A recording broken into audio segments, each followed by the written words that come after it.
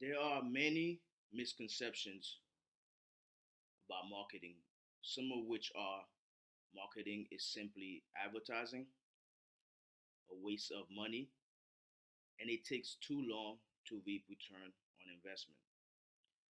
In reality, marketing is the lifeblood of the organization, which makes it possible to prosper financially and even survive in the face of extreme competition. My name is Sergino Dio. I'm a member of Team S.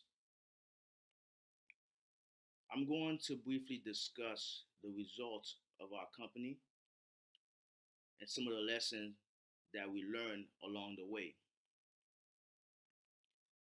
My colleague Rain and Priya will discuss some of the key takeaway as it relates to marketing concepts.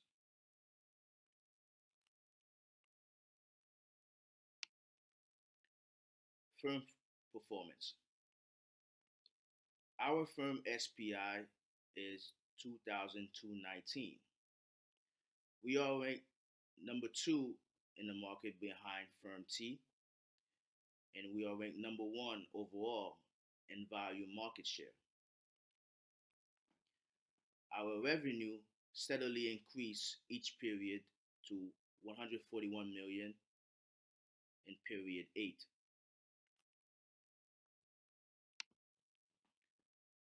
We control 36% of the market with a market share per unit of 36%, 29% market share per value.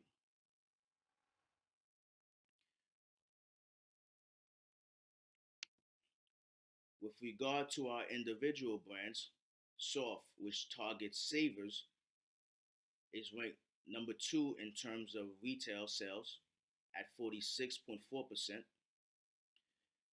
and a contribution margin of 19 million.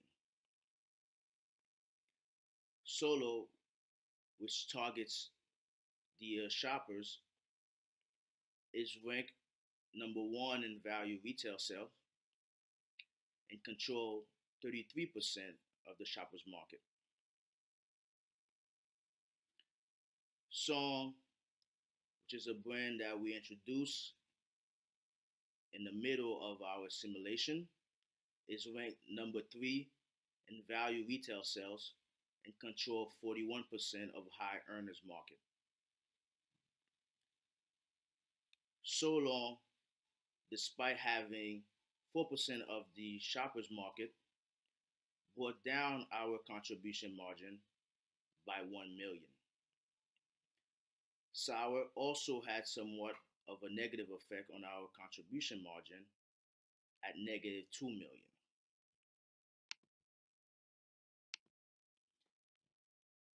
Some of the keys to our success.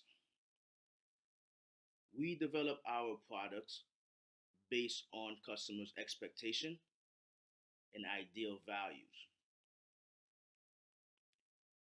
We use a semantic scale to figure out what the customer wants in order to deliver the best product possible. We invested a great deal in our commercial team.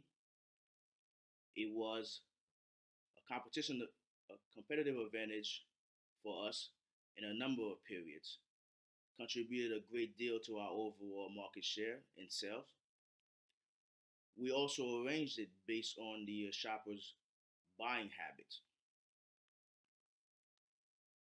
We use advertisement to achieve perceptual advantage. It improved the customer's awareness of our key characteristics. In most segments, we had better power and price.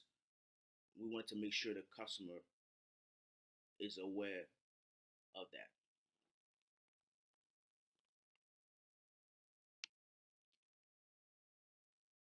Some of the places that we could have improved are we could have penetrated the Vordat market sooner. We believe that it would have contributed a great deal to our overall SPI. We also believe that our production could have been stronger. We lost significant sales due to stock out in a number of periods, and I think that we believe that it hurts our sale and overall our SPI. We could have expanded more aggressively in the other segment by introducing more brands early on in the process to capture additional shares and sales.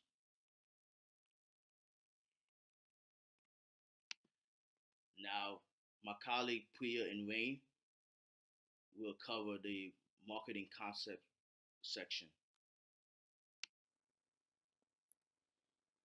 In this section, we will talk about our learnings from the simulation around the different marketing concepts.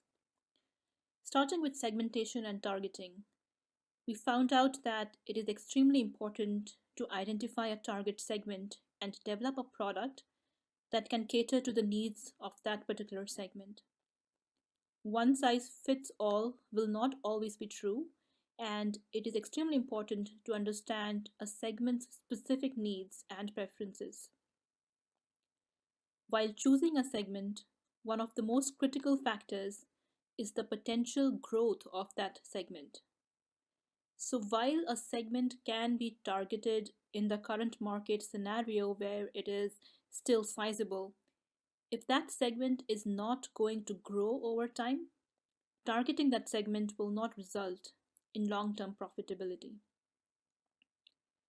Even after choosing a particular segment, it is important to realize that the segment's preferences will change over time. These changing preferences greatly affect the perception of the product, and if the product is not able to evolve based on these changing preferences, there is a high risk of losing that segment to another competing brand. It is also important to note that the customer perception of the product will often lag the reality of the product. It is possible for a segment to perceive a superior product to be of lower value, especially if there is a compelling product by a competitor that is available within that segment. This is where intelligent advertising tactics can be immensely useful. However, just smart advertising will not be able to conceal a bad product. Only because a firm decides to spend a lot of money on advertising does not guarantee that the segment will flock to the product. It might be true for an initial period of time, but over time, the segment will pick up the deficiencies of the product and will not respond to advertising. That brings us to some learnings we have had regarding the product marketing concept. Development of product should be driven by well-founded market research.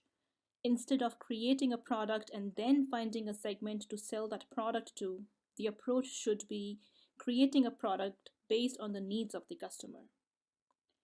While market research and analysis will provide important information on a variety of customers' needs, it is equally important to identify those few characteristics that move the needle for the customer and build a product that optimizes on those characteristics. As also mentioned in the previous slide, the customer preferences change over time. So to keep pace with the changing needs, the product itself also needs to be periodically updated so it can continue to satisfy the needs of its customers.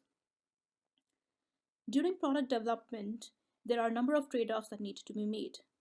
One such trade-off is between the cost of the product development versus the quality of the product. A firm can make a highly perfect product, but if the costs for making such a product are not balanced by the price point that the customer is willing to pay, then this is not a good investment. Similar to cost versus quality trade-off, often there will be trade-offs required for the features itself. For example, focusing on a key characteristic that is a deciding factor for the segment, such as power of the product, will require a larger battery, which in turn will increase the size of the product. Eventually, these factors can skew the product away from the customer. So there needs to be a trade-off made on how much of a particular attribute can be improved versus how it impacts other attributes. All right, thanks, Priya. So as far as what we learned about price, we learned that there's an optimal price point for each segment. I've got a picture of the shopper pricing curve over to the right. And so once you get past that optimal price point, as you can see, utility goes down pretty fast. So you try to want to hit it or stay around it. You also want to be priced competitively. I know that on turn 1, Solo was not competitively priced, or I mean, it was not optimally priced. We were way above it, and our competitors undercut us right at the start, and we were unprepared. Later on, they tried to undercut us again, but we were already at the optimal price, so it backfired on them. Cost versus margin. You want to keep your cost production in mind because the optimal price is pretty much set, but if you can meet it or be around what people want at a lower cost, then you're going to have a higher margin. Price sensitivity is something I already touched on, where utility goes down after the optimal price. Shoppers were the most price sensitive, which is why I chose their curve to display. High earners and professionals weren't quite as price sensitive, so they give you more leeway when you were pricing. And then price versus market share. You can have a higher price, but it's going to impact your market share. So ideally, you need to figure out, how much that's going to cost or gain by putting the two together. For price, we learned a couple of important things. We learned that distribution is important. You have to sell where your segment shops. You also need to get distribution channels on board with your product. I know when we launched our new brands, we had an issue where intent to purchase was a lot lower than actual sales. And that was because the distributors, the stores, didn't know about our brand, so they weren't stocking it, so people did not have the chance to buy it. Also available in MarketStrat was you were able to look at the distribution margins. So I think the highest one was the specialty stores, and you just had to calculate those in when you're trying to figure out how much money you'd have left over as profit. And then you've also got to be aware of changing shopping habits. So I think we went on turn 2 and we changed our commercial teams to accurately reflect where our customers were buying at that point. And that was fine, but by the time turn 6 came around, we had an issue because our consumers' habits had changed. A lot more were shopping online now, so we had to reset our commercial teams to reflect the new reality of where all these people were shopping. So promotion, I don't think we thought MarketStrat touched on as much, but we still had the marketing mix and stuff like that, so it was still important. We had brand awareness and how important that was for customers. It was pretty much the only advantage that the established brands had over the new ones, was that everyone already knew what they were.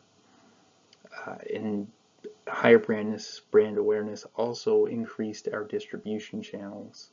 So like I said earlier, if you had a new product, you needed to get the distributors on board, and you did that through promotion and brand awareness. Promotion can also change perception. A part of our success was using the perceptual objectives successfully to change the perception, particularly on Solo, especially after we updated it and the perception lagged.